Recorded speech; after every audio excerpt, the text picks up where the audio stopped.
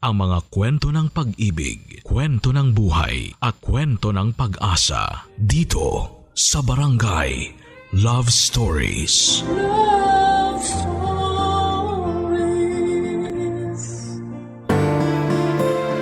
Wala namang taong gusto ang maloko. Pero kahit ayaw natin ay may mga tao pa rin na pinagtataksilan tayo. Ikaw, kabarangay, nasubukan mo na bang lokohin ang taong pinagkakatiwalaan mo? Dear Papa Dudut, ako nga pala si Brenda, 45 years old. Kasal ako ng mahigit 2 dekada sa asawa kong si Julio. Mas matanda siya ng 5 taon sa akin. Nabiyayaan kami ng 2 anak noon pero hindi sila pinalad na umabot kahit 1 taon man lang. Sobrang hirap noon sa akin bilang isang ina. Mabuti na lamang at andoon si Julio para sa akin. Hindi siya napagod na unawain ang pagluluksa ko. Hanggang sa nakarecover na ako.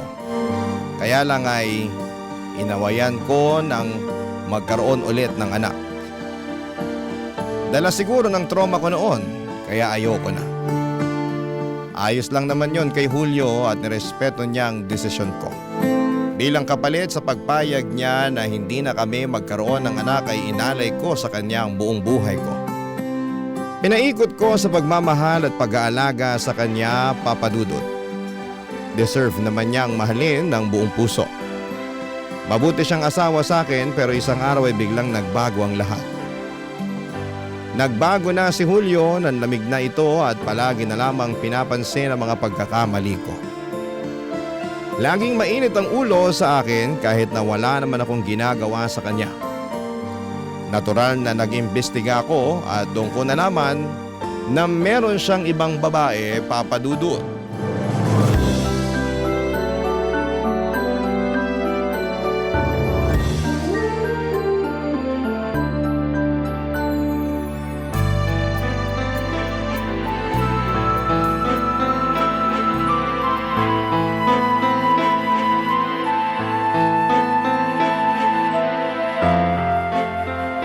Hayop ka, Julia! Hayop! Uy! Ano ba problema mo? Ba't ka nang babato? Alam ko nang tungkol sa kabit mo! Nababaliw ka na ba? Sa edad kong to, sa tingin mo magloloko pa ako? Kahit uugod-ugod na, pwede pa rin manloko kung gusto niya! Eh hindi nga ako ganon! Ayoko magloko! Nagloko ka na eh! Huli na! Ano-ano na naman ba kasing pinapanood mo sa internet eh? Huwag mo nang ikutin ang usapan, Julio! Alam mo kung ano yung sinasabi ko! Hindi ko nga alam! Umuha pinagbibintangan! Ay nako, kakauwi ko lang tapos pagbibintangan mo pa ako. Mabuti ba kaya, huwag na lang kaya ako umuwi rito. At saan ka uuwi, ha? Sa kabit mo? Baliw! Baliw ka talaga! Ganyan mo lang dinedepensa ng sarili mo. Tatawagin mo lang akong baliw. Sus! Di ko kailangan depensa ng sarili ko. Kasi hindi naman ako nagloloko. Paano hindi nagloloko, ha? Binuksan ko yung email mo. Nabasa ko rin yung messages ng kabit mo. Ano ka ba? Spam lang yon. Baka virus lang yung nakita mo. Iyak ka na naman eh. Umamin ka na lang, Julio. Wag mo akong gagawing tanga. Ikaw lang naman itong ginagawang tanging sarili mo. Nananahimik ako rito tapos pagbibintangan mo ako ng ganyan. Hindi nga kita pinagbibintangan. Tingnan mo, Oh. na-screenshot ko lahat ng usapan nyo ng kabit mo. Sandali nga. Bakit ka ba nangingialam ng email ha? Wala ka bang alam tungkol sa privacy? Nakakabastos ka ha? Kahit mag-asawa pa tayo, irespeto mo mga gamit ko. Huwag mo nang ilihis ang usapan. Hindi ko nililihis ang usapan. Galit ako ngayon kasi nakikialam ka ng gamit ko. At mas galit ako sa'yo dahil niloko mo ko. Hindi ka ba naturuan sa bahay niyo noon ha?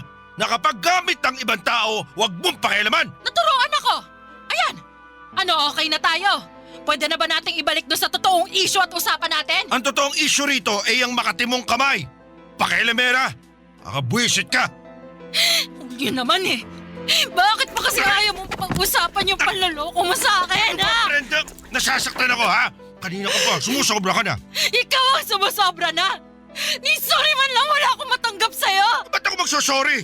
Ikaw nga ito nagkamali. Ikaw ito nagbubukas ng email na walang pasabi. Kung pwede ka lang ipabarangay, ginawa ko na eh. Lumalabag ka sa batas ha? At hindi ba paglabag sa batas yung pagkakaroon mo ng kabet, ha? Alam mo, paikot-ikot na lang tayo eh. Basta alam muna ako. Kailangan kong kalmahin yung sarili ko. Galit na galit ako sa'yo ngayon. Hindi kita mapapatawad sa pakikialam mo ng email ko. Nakakapanghina, wala man lang akong nakuhang sagot kay Julio. Inaasahan ko noon na magsusorry siya at aaminin na ang totoo at susubukan naming ayusin ang relasyon namin. Yon ang nasa isipan ko, pero nagkamali ako. Hanggang sa paglabas niya ng bahay ay wala siyang ibang ginawa kundi ang takasan ng panloloko niya sa akin. Naiwan ako mag-isa sa bahay at parang namamanhid ang buong katawan ko, Papa Dudut. Nahiga na lamang ako sa sahig para malamigan ang katawan ko na sobrang nag-iinit dahil sa halo-halong emosyon. Nang medyo kumalma na ako ay dinampot ko ang cellphone ko at sinimulan ko nang i-stalk ang kabit ni Julio. Hindi naman ako nahirapang hanapin yon sa Facebook at mabuti na lamang at nakapublic lahat ng detalye sa kanya. Mabilis kong nalaman ang dapat kong malaman sa kanya. Noong gabing yon ay nagpasaklolo ako sa ate Mara ko. Panganay kong kapatid na mas matanda sa akin ng 5 taon. Sa kanya ako madalas lumalapit lalo na noong kasagsagan ng panlalamig ni Julio sa akin, Papa Dudut.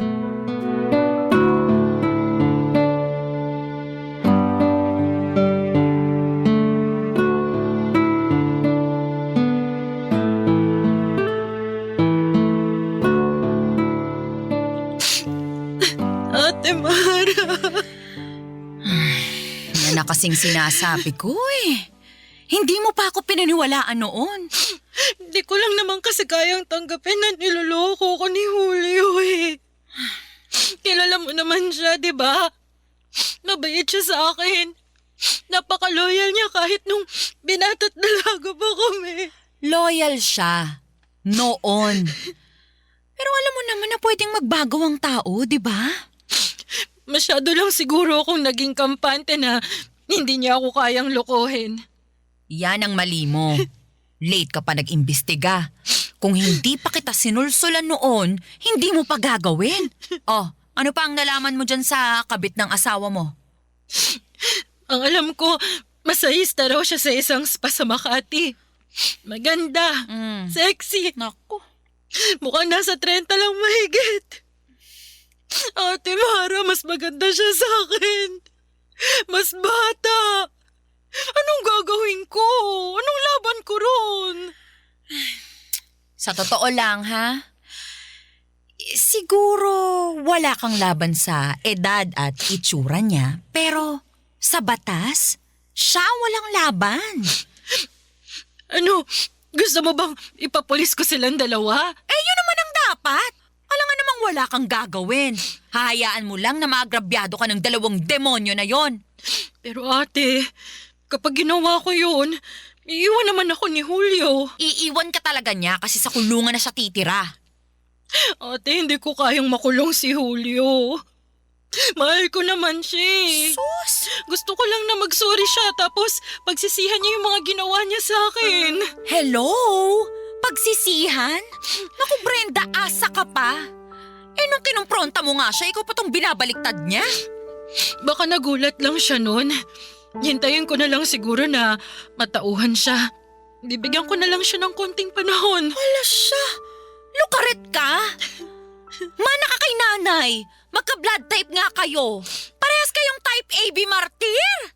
Ay, niloloko ka na ni Julio, Brenda. Gumawa ka na ng paraan para mahinto na yon. Hindi yung aasa ka pa na magsosorry siya at magbabago. Hindi na mangyayari yon.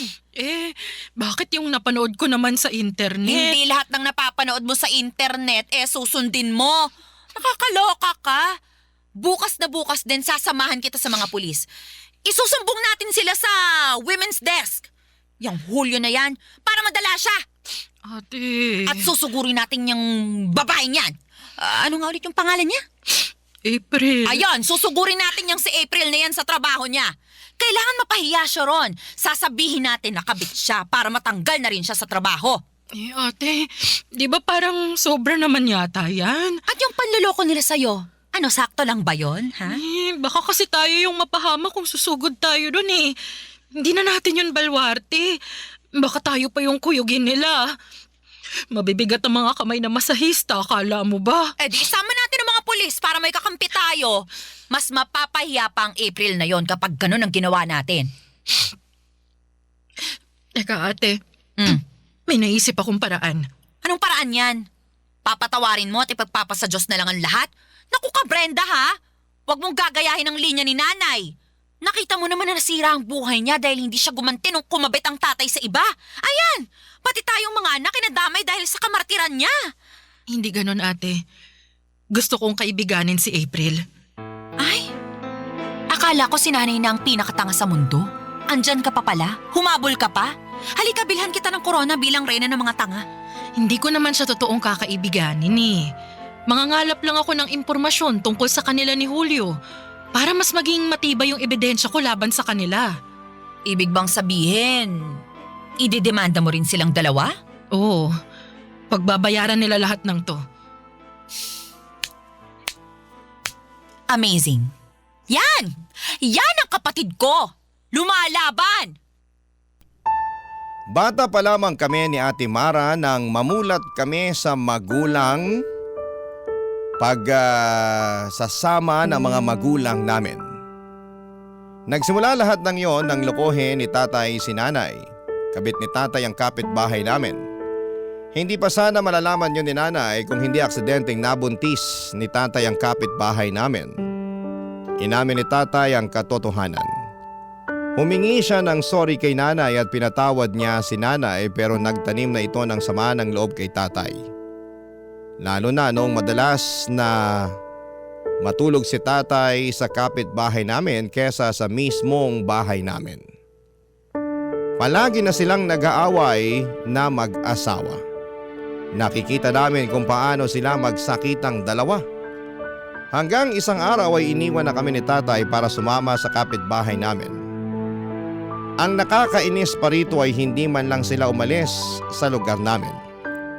Ang tatay namin naging kapitbahay namin. Palagi naming nakikita kung gaano sila kasaya ng kabit niya. Awang-awa kami noon kay nanay, Papa Dudut. Lalo na kapag nagmamakaawa si nanay na bumalik na si tatay sa amin. Pero ayaw na ni tatay. Hanggang sa huli, walang ibang minahal si nanay kundi si tatay lang. Hanggang sa huli naging tanga si nanay. Isang bagay na ayaw ko nang maulit sa amin. Barangay Love Stories. Barangay Love Stories. Hindi pa rin namin napag-usapan ni Julio ang pangangabit niya. Napagod na rin akong maghintay ng sorry sa kanya. Kaya naman habang akala niya ay okay na ako ay sinimulan ko na ang plano ko.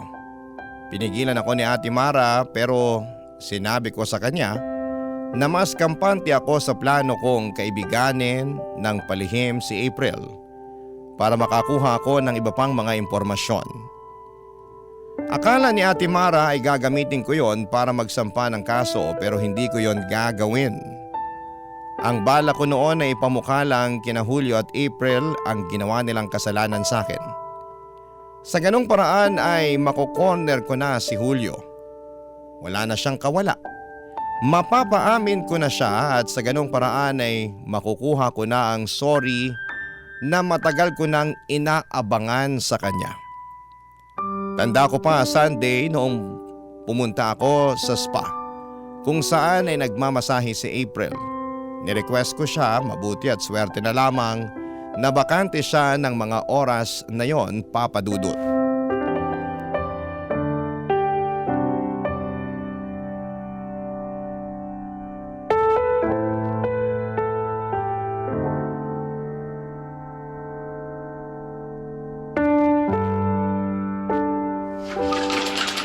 Hello po, ma'am. Hello. Bakit hindi pa po kayo naguhubad? Maghuhubad ako?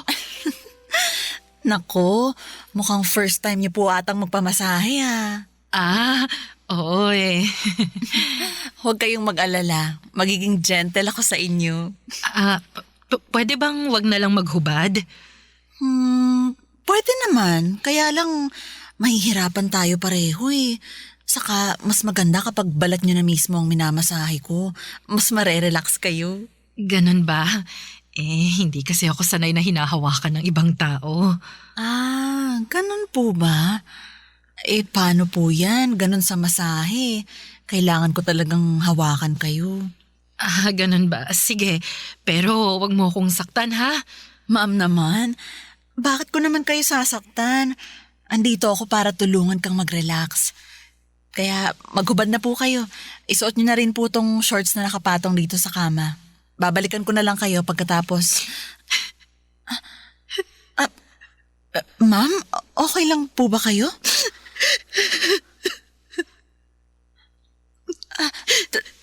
Teka lang, mama. Baka isipin ng ibang nagpapamasahe rito sinasaktan ko kayo. Ma'am, tahan na po. Baka biglang pumasok dito yung manager namin Mapapagalitan ako nun. Sorry. Sorry. Mukhang may problema po kayo Oo, malaki. Okay lang ba kung huwag na lang akong magpamasahe? Ay, sige, okay lang po. Wala namang pilitan dito. Tara sa labas, ma'am. Samahan kitang i-refund yung bayad niyo. Hindi. Ayoko mag-refund. Okay lang ba kung gagamitin ko na lang yung bayad ko para makipagkwentuhan sa'yo? Hala, sure po ba kayo? Sayang naman yung... Hindi, ayos lang. Walang kaso yan sa akin. Hindi naman kasi masahe ang kailangan ko Yung kailangan ko yung makakaunawa sa sitwasyon ko. Ano po bang nangyari? Sige po, magkwentuhan na lang tayo. Pabor din naman sa akin kasi masakit na tong kamay ko kakamasahe mula kaninang umaga.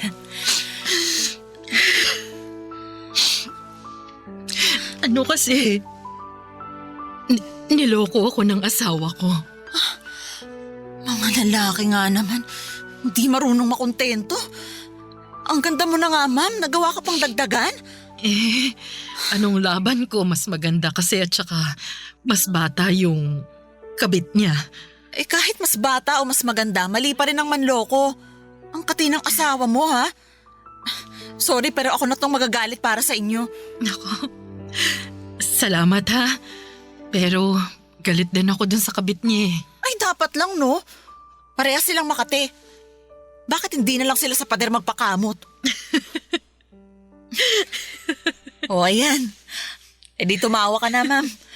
Mas maganda ka kapag nakatawa. Kaya wag kang magpaka-stress dyan sa asawa mo at sa kabit niya. Hayaan mong ma-stress sila sa karma balang araw. Paano? Kailan ko lang kasi nalaman na nagloloko yung asawa ko. Ang masakit, ayaw pa niyang aminin kahit na alam ko naman yung totoo. Para namang hindi ka nasanay sa mga lalaki. May pinaniniwalaan ng mga yan na ika-11 utos. Anong ika-11 utos? Huwag kang aamin.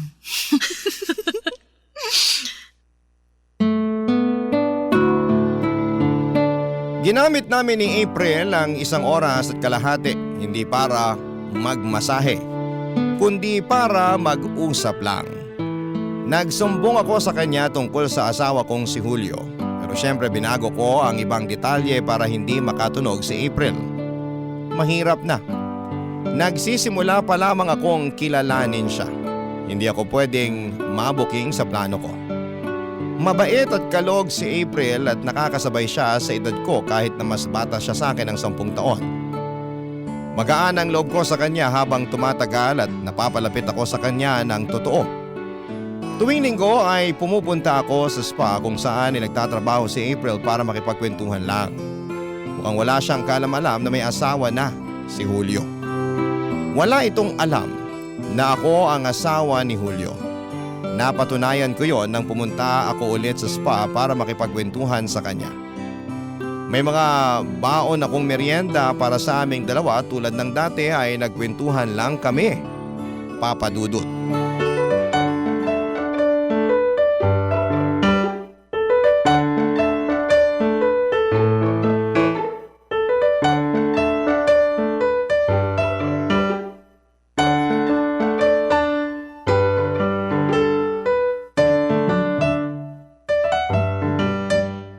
Oh, April, Okay ka lang? Oo naman. Ano bang gusto mong pagkwentuhan natin ngayon? Kung ano man yang nangyayari sa'yo. Ayos nga lang ako. Gusto mo pag-usapan na lang natin yung demonyo mong asawa? Game ako magalit ngayon. Ilang linggo na nating pinag-uusapan ng asawa ko. Kahit ako nauumay na. Ngayon ang gusto kong malaman kung may problema ka. Lahat naman ng tao may problema eh. Ano ba naman, April? Huwag ka nga maglihim sa akin. Mas makakabuti kung magsasabi ka para mabawasan na yung bigat na nararamdaman mo. Masahista ka, di ba? Hindi ka pwedeng stressed palagi. Baka maipasa mo sa kliyente mo yung stress na yan kapag minamasahe mo na sila. Pwede ba yung ganun? Oo naman. Kayo nga mga masahista ay pwede rin maka-absorb ng negative energy ng mga kliyente nyo, di ba? Hindi ko alam yan ah. Kaya pala pag uwi ko lagi ng bahay, parang pasan ko lagi yung daigdig. Kaya nga, bawasan na natin yung pasan-pasan mo. Huwag ka na magtago. Sabihin mo na sa akin ang problema mo. Yung boyfriend ko kasi. Boyfriend? Anong pangalan niya? Julio. Mas matanda siya sa akin ng 15 years. Pero nakakasundo ko naman siya. Ay, 15 years. Ang layo naman ang agwat ng edad niyo. Mas komportable kasi ako sa mas matanda sa akin eh. Feeling ko kaya niyang maging leader sa relasyon namin. Feeling ko pag mas matanda, mas loyal sila at mas seryoso kumpara sa mga mas batang lalaki. O at ano naman, tama ka ba ng feeling? Sa una siguro. Ano ba yan? Huwag mo na akong pahulain. Nakinig ka na sa mga kwento ko noon, di ba? O, ako naman ngayon. Hindi ko kasi alam, Ate Brenda eh. Okay naman si Julio sa akin nung umpisa. Binibigay niya sa akin lahat ng gusto ko. Material na bagay o kaya atensyon. Lahat yun, nakukuha ko. Kaya nga na-in-love ako agad eh. Kaya lang, lately, parang nagbabago na siya sa akin. Bihira na kung makipagkita. Kapag may mga tinatanong akong personal, umiiwas na siya. Parang ayaw niya akong papasukin sa mundo niya. Ayan, nag-overthink na tuloy ako ng malala. Grabe, no? Bakit pa kasi gumawa ng lalaki ang Diyos? Puro na lang sila sakit sa ulo ng mga babae. Kaya nga eh. Tapos ngayon na binawasan na niya yung atensyon na binibigay niya sa akin, saka naman ako lalong nai-inlove sa kanya. Gusto ko siyang habulin, ganun. Ay nako, yan ang wag na wag mong gagawin. Pero kung hindi ako hahabol, baka makalayo na siya. Mapag-iiwanan na niya ako. Eh di iwan ka niya. Bakit? Siya lang bang lalaki sa mundo? Hindi niya ako pwedeng iwan. At bakit naman? Eh di ba nga ikaw pa tong laging nagpapayo sa akin na kapag hindi na maganda ang trato sa akin ng asawa ko, umalis na ako. Iwan ko na. O eh bakit ikaw hindi mo magawa yung sinasabi mo? Kasi, Ate Brenda, Ano? 2 buwan na kasi akong hindi dinadatnan at baka Buntis ka.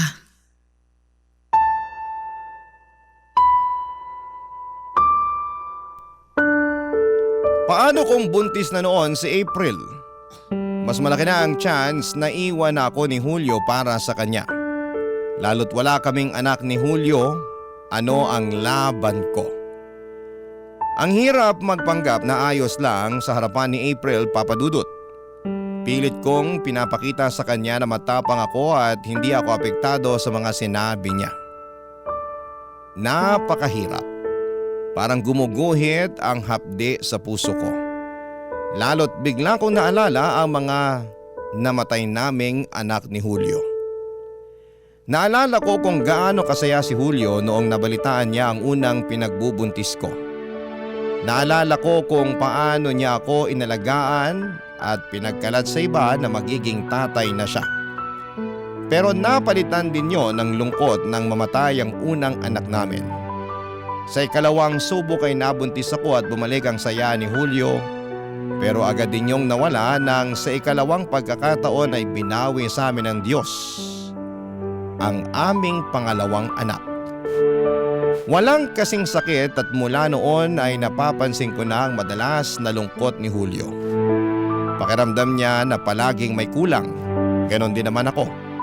Pero mas pinili kong huwag nang magkaroon paulit ng anak dahil sa takot. Sinuportahan naman niya ako, Papa Dudut. Pero sa pagdaan ng mga taon, alam kong nangungulila si Julio na makabuo ulit kami ng anak na panibago.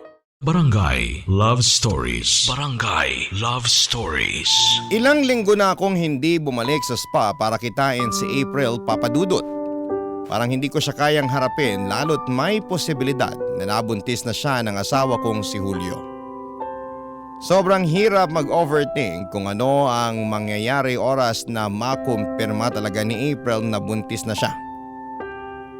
Iiwan na ba ako ni Julio? Paano na ang mahigit 2 dekada naming pagsasama? Matatapos na lang ba yon dahil meron na siyang anak sa iba? Kahit na hindi ako pumupunta kay April sa spa ay ine-stalk ko pa rin siya sa Facebook at sa bahay nila. Nakikita ko pa rin na magkasama sila ni Julio. Hindi nila ako nahuhuli na nagmamasid sa kanila. Ang sakit na makitang may kahalikang ibang asawa mo at mukhang mas masaya siya roon kesa sa akin. Nang hindi ko na kinaya pa ang sakit, nilapitan ko si Ate Mara para magsumbong.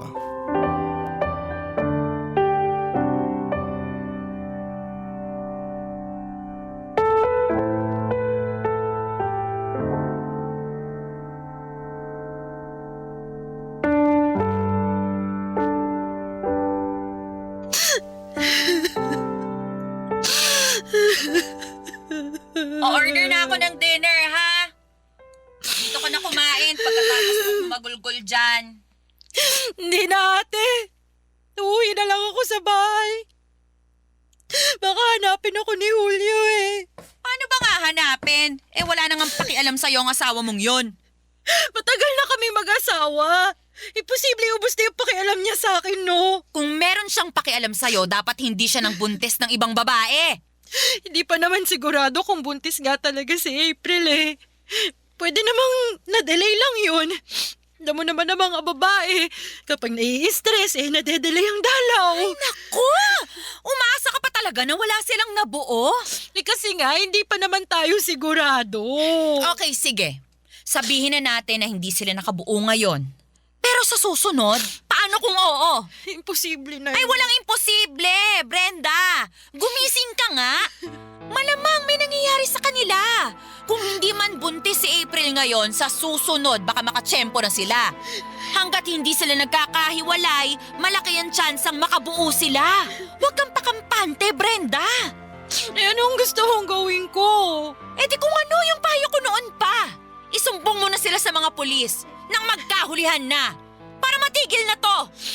Ate, wala pa nga ako masyadong nakakalap na ebidensya Bang laban. wala? Yan dami mo nang na-record na usapan nyo nung April na yan. May pictures ka rin nakuha habang magkasama sila sa bahay ni April. O ano bang kulang doon? Kasi... Hindi mo kaya.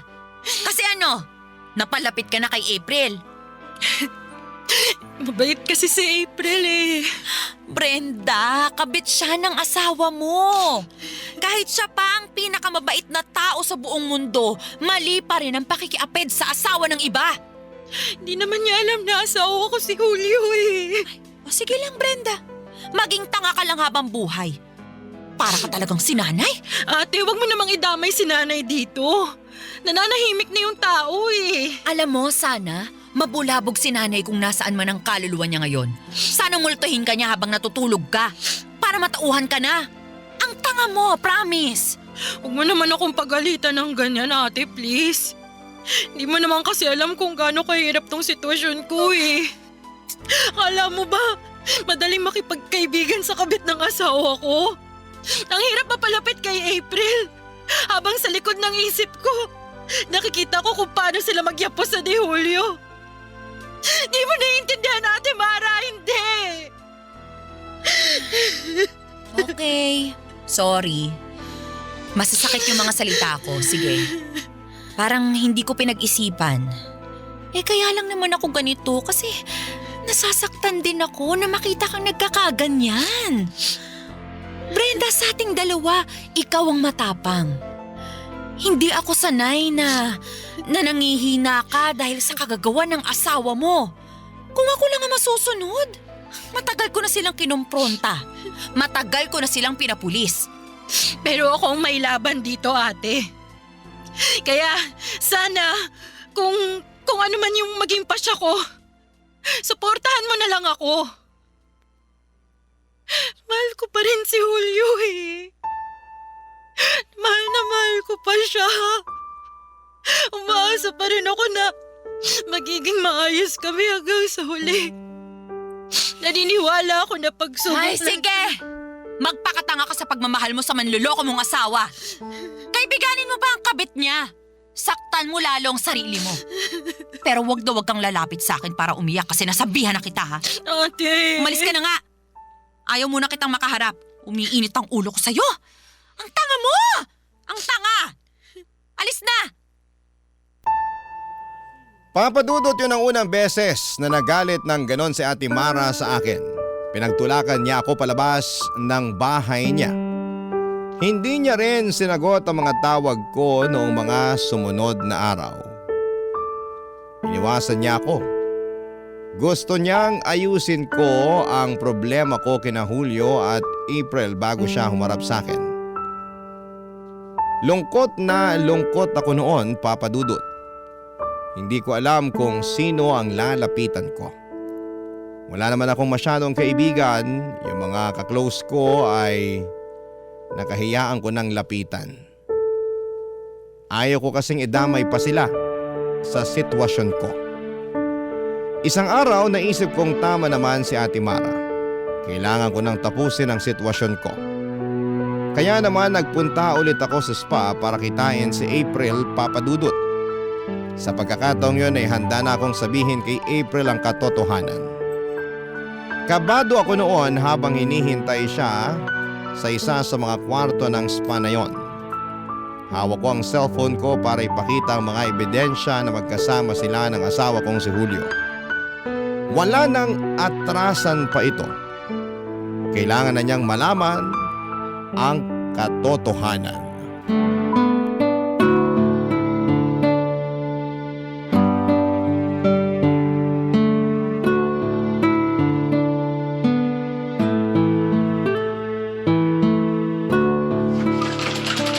Ate Brenda, sa wakas nagpakita ka na.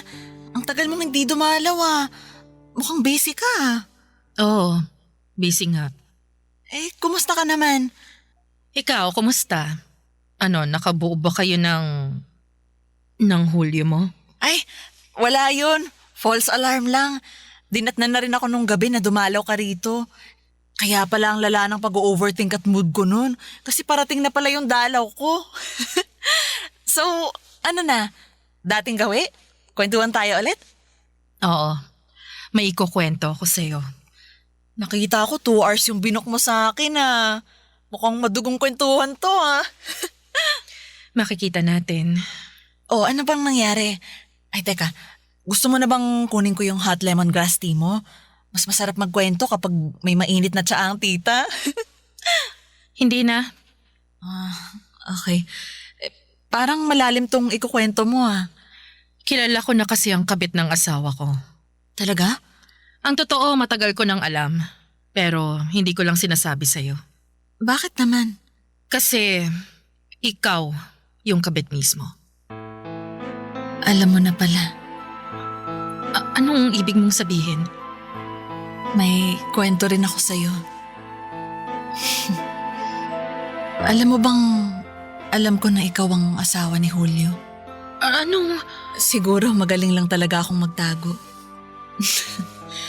Nadala ko siguro yung pagiging best actress ko sa theater group namin nung high school. Nagamit ko yun para hindi mo mahalata na alam ko. Na alam kong ikaw ang asawa ni Julio. Masyado ko nga atang ginalingan kasi Kasi nakuha ko na yung loob mo. Hindi ka naghinala. Inisip mong inosente ako. Inisip mong hindi ko alam na may asawa na pala si Julio. Pero ang totoo, dati ko pa alam, Brenda. Alam mo nakabit ako ni Julio noon pa man. Pero hindi ko yan sinabi sa kanya kasi baka layuan niya ako. Alam mo naman siguro na mahal ko si Julio, di ba? Ibig sabihin, matagal mo na palang alam. Hindi lang ikaw ang magaling magtago. Hindi lang ikaw ang nag-iimbestiga. Unang beses pa lang na pumunta ka rito, alam kong ikaw na yung asawa ni Julio. In-stalk na kita, una pa lang na nakaramdam na ako ng mali sa asawa mo. At hinayaan mo lang akong bumalik-balik dito kahit na alam mo ng totoo? Ikaw naman ang nagdesisyon na bumalik-balik dito. Kaya wag mong isisi sa akin yan. Alam mo rin naman ang totoo, di ba? Bagay talaga kayo ni Julio. Napakagaling yung paikutin ang kwento para pumabor sa inyo. Huwag ka nang pa-victim, Ate Brenda. May kasalanan ka rin naman Ako? dito. Ako pang may kasalanan? Ako na nga tong niloko nyo. Ako pa tong pagmumukhain yung may kasalanan? Ha? Ha? Kung ayaw mong magwala ako rito, huwag kang kumapit sa asawa ka! Itiwan mo ako! Skandalosa ka! Tulungan niyo ako! Tulong! Sige, subukan yung tulungan ang kabit na to. Para nyo na rin tinulungan ang demonyo! Ha? Akala ko pa naman inosente ka sa pangangaliwa ng asawa ka! Iwan mo ako! Isusubok kita kay Julio! Isumbong mo! Talaga! Ako ang kakampihan niya kasi ako ang mahal niya! Ikaw ang kakampihan ng asawa ko. Pero batas naman ang kakampi ko. Sige, tingnan natin, April. Sisiguraduhin kong hihimas ka ng rehas kasama si Julio!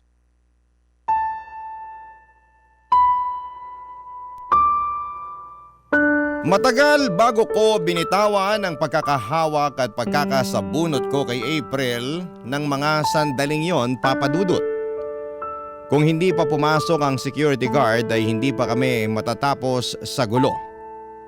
Kita ko kung paanong husgahan ng mga nakapaligid sa amin si April. Lahat sila ay kumampi sa akin. Kahit na mismong manager nila ay binulungan ako at sinabing tama lang ang ginawa ko. Palibhas ay biktima rin siya ng panluloko ng asawa niya noon kaya naiintindihan niya ang ginawa ko. Lumabas ako ng spa na yon na umangat ang dignidad. Agad kong pinuntahan si Ate Mara para ibalita ang ginawa ko. Niyakap niya ako at natuwa sa ginawa ko. Nagpatulong ako sa kanya para ayusin na lahat ng ebidensya para makapagsampa na ako ng kaso laban kina April at Julio. Natauhan ako, Papa Dudut. Nang ibalita ko yon kay Julio tulad ng dati, sinubukan pa rin niyang lumusot. Pero hindi na siya makakalusot sa batas. May nakausap na akong attorney para sa kasong isinampa ko sa kanilang dalawa. At sa mga hawak kong ebidensya, alam kong wala na silang takas pa. Maraming salamat po, Papa Dudut, sa pagbasa ng aking liham. Ang hiling ko para sa lahat ng mga niloloko, lumaban kayo para sa karapatan at dignidad ninyo. Gamitin ninyo ang kwento ko para makahanap kayo ng kakampi para sa laban na ito. Ang inyong kapuso at kabarangay forever, Brenda. Uy, kabarangay! Agree ka ba sa ending ng ating barangay love stories na ito? I-share mo na ang feelings mo sa ating comment section.